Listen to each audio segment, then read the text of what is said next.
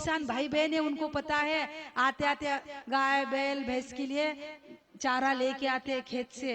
तो बाबा चारे का बोझा लेके आ रहे थे, शाम का समय हो गया था, गांव में किसका कीर्तन शुरू था और कीर्तनकार कह रहे थे उस कीर्तन में कि बिल में बैठे अजगर को भी परमात्मा संभालता है, तो क्या तुझे नहीं संभालेगा?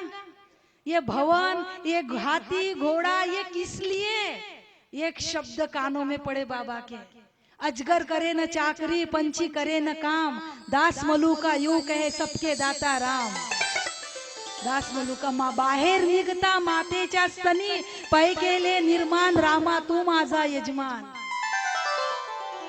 जब बालक जन्म भी लेता है, वो क्या भोजन थोड़ी कर सकता है एक दिन का, लेकिन पै के लिए निर्माण दूध माँ को आ जाता है, यानी उसकी भी चिंता रामा तू माझा यजमान।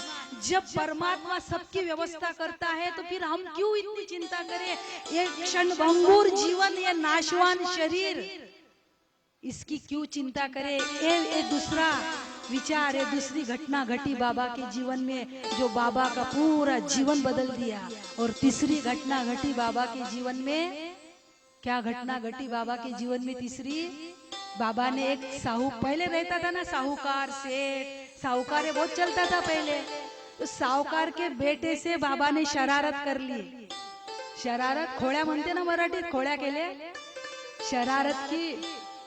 तो माँ ने डांटा, जो बाबा की माँ थी सखुबाई, उन्होंने डांटा, और बाबा का नाम डेबू था। बाबा का नाम गाड़गे बाबा तो बाद में हुआ, लेकिन बाबा का नाम डेबू था।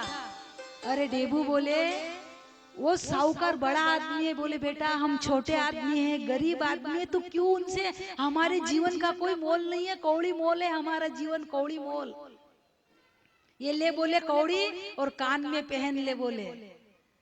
तो पहली घटना सिक्का गुम गया, दूसरी घटना कीर्तनकार के मुख से सुना कि एक क्षणभंगुर जीवन है, नाशवान शरीर है, ये किसी के सुख के लिए, किसी के परोपकार के लिए यदि काम नहीं आया तो फिर मतलब क्या, फायदा क्या है इस मनुष्य शरीर का? ये दूसरी घटना। और तीसरी घटना, माँ ने कौड़ी दी, कौड़ी पहनने के लिए कान में, कि हमारा जीवन कौड़ी मोल है, हम छोटे आदमी हैं, हम गरीब आदमी हैं, साहूकार बड़ा आदमी है, अमीर आदमी है। वो कौड़ी बाबा ने कान में पहनी। बस ये तीन घटना ने बाबा का जीवन पूरा का पूरा बदल दिया, पूरा का पूरा बदल दिया। बाबा के मन में मानो ज्ञान का सूरज हो। बाबा, हम सभी बहिर्मुख जीते हैं, संसार के लिए जीते हैं, अपने बीवी बच्चे हम दो, हमारे दो, बस इतने पूर्ता ही मनुष्य जीवन जीता है। लेकिन इन सारी घटनाओं ने बाबा को अंतर्मुख किया, ये सोचने के लिए मजबूर किया कि ये जो मनुष्य शरीर मिला है, मनुष्य जन्म मिला है, एक केवल स्वयं के पूर्ता नहीं, केवल स्वयं के लिए नहीं, एक किसी के लिए मिला है। ये किसी के लिए मिला है। जीना है उसका भला जो दूसरों के लिए जिए, जीना है उसका भला जो दूसरों के लिए जिए, और मरना है उसका भला जो खुद के लिए जिए। खुद के लिए तो कोई भी जीता है मेरे भाई बहन, पशु पक्षी भी, कुत्ते बिल्ली भी, कोई चिड़िया बोलो कौवा बोलो, वो भी, उनके भी बच्चे होते हैं तो उसके मुख में दाना देते हैं, पानी भरते हैं, वो भी जीते हैं। वो हम भी उतना ही जिए तो फिर उनमें हम में फर्क क्या? हम भी उतना ही जिए तो हम में और उनमें, पशु पक्षियों में, जानवरों में, फिर मनुष्य में फर्क क्या? अरे जीते हो तो कुछ कीजिए जिंदों की तरह, वरना मुर्दा भी क्या खाक जिया करते हैं? वरना मुर्दा भी क्या खाक जिया करते हैं? ऐसे इन सारे विचारों ने बाबा का जीवन पूरा बदल दिया।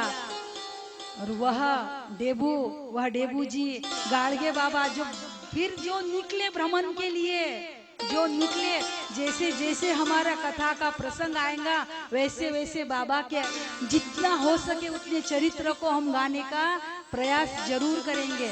संत को तो कोई गा ही नहीं सकता मेरे भाई बहन, संत और भगवंत को हम जैसे साधारण गा ही नहीं सकते, ये तो उसकी कृपा है जो कुछ बुलवा ले।